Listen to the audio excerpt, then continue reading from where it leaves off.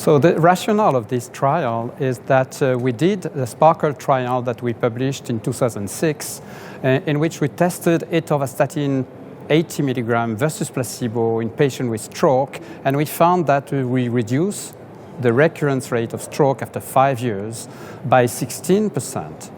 But in the group with carotid stenosis, that is with atherosclerotic disease, we reduced the risk by 33%. And then we did a post-hoc analysis looking at target LDL cholesterol less than 70 milligram per deciliter versus 100 milligram per deciliter or above. And we found that those with a lower target had a 28% relative risk reduction.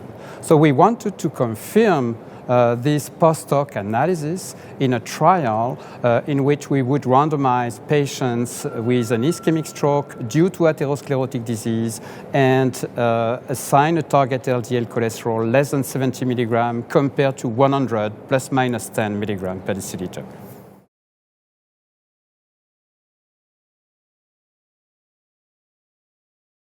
So the population of patients we randomized were patients with an ischemic stroke, recent ischemic stroke, proven by MRI or CT scan, or a TIA within 15 days after the TIA. So recent TIA also associated with atherosclerotic stenosis. We wanted to have atherosclerosis on board.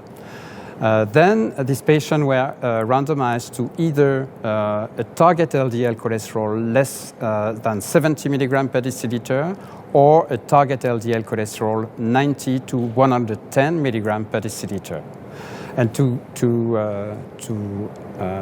do that, investigator could use any statin available on the market, and they had to titrate the dosage of statin to get to the assigned target LDL cholesterol. And if for the lower target group they could not achieve this target less than 70 milligram, they could add ezetimibe on top of statin therapy.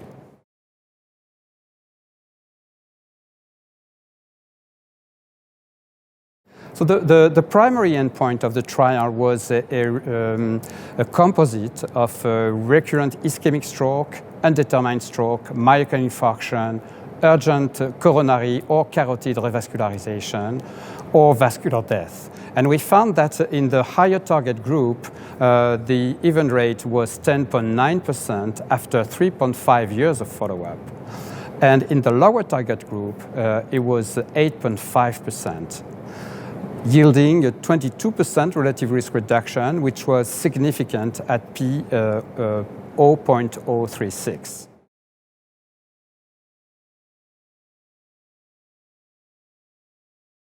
So I think that in practice, it would be easier for general practitioners, vascular neurologists, or cardiologists in patients who had an atherosclerotic stroke.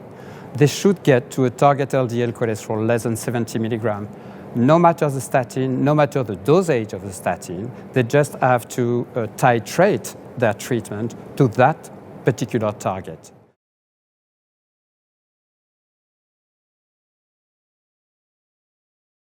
So what we learned from the study is that the time in therapeutic range, less than 70 milligram, was on average 52.8% of the patients assigned to less than 70 milligram per deciliter.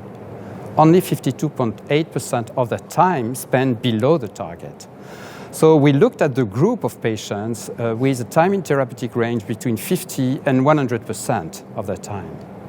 And we found that in this group, we had a 36% relative risk reduction, meaning that had we used a drug that improved the lowering of LDL cholesterol, such as PCSK9 inhibitors or equivalent, then we may have had a greater effect size. So in the future, we may have to try these new drugs in a dedicated population of stroke patients to get to a very low LDL cholesterol, even lower than 55 milligram per deciliter or even 30 milligram per deciliter.